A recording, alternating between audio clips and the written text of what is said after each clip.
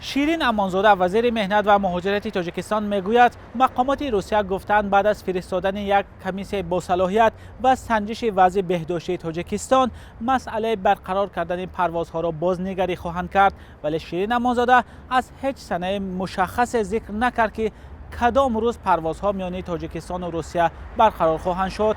صدها مهاجر تاجیک که با سبب پاندمی کووید 19 نتوانستند به روسیه بروند حالا منتظر باز شدن پروازها هستند. شرط اساسی یعنی که عموما شرطی که دلخواه کشور نزد کشور همتا یا کشور قبول کننده کشور فرستاننده قوه کاری میگذارد این رعایت گردیدن معیارهای یعنی پنهانشوی ضد اپیدمیولوژی است.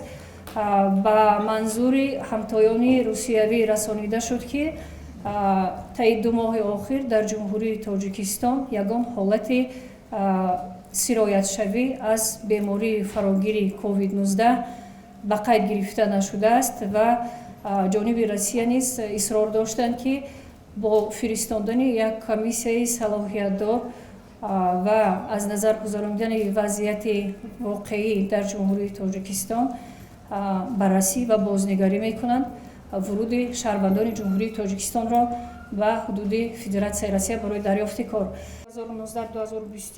شیرین امانزاده وزیر مهنت که اخیراً در جلسه کمیسیون بین حکومتی تاجیکستان و روسیه شرکت داشت روز 11 فوریه گفت شرط اساسی برای باز شدن پروازها این رعایت قاعده‌های بهداشتی است. به گفته خانم امانزاده به مقامات روسیه رساندند که طی 2 ماه اخیر در تاجیکستان گرفتاری به کووید 19 ثبت نشده است. وزیر مهنت تاجیکستان گفت از شرکت‌های روسیه درخواست‌های زیاد برای جلب مهاجران تاجیک گرفتند، ولی به گفته امانزاده با سبب بسته بودن مرزها و منتظم نبودن پروازها و اجازه ورود نداشتن شهروندان اکثر دولت‌ها اجرای این کار هنوز غیر امکان است. وزیر مهنت همچنین افزود در دوره بسته بودن مرزها برای فرستادن 434 نفر شهروندان تاجیکستان به روسیه توافق حاصل شده است و علاوه 170 نفر آنها به روسیه رسیدند.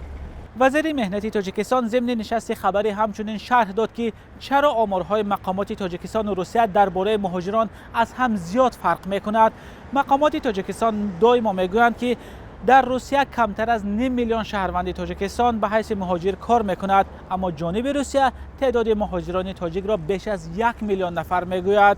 از جمهوری تاجیکستان ضمن سفر کردن ما مهاجر مهنتی گفته نفری را در نظر داریم که قوه کاری است و برای کار و فعالیت سفر میکنند، ولی تعدادی که جانب روسیه در نظر دارد اعضایان عائله مهاجران مهنتی و فرزندان نابالغ اینها نیز واردند در این شماره.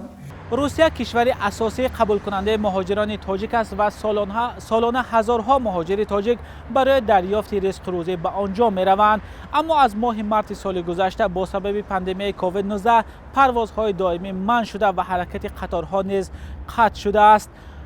مهاجران میگویند در داخل تاجیکستان جای کار مناسب ندارند. در چنین شرایط چشم همه به آن دوخته شده است که کی راهها به سمت روسیه باز می شوند.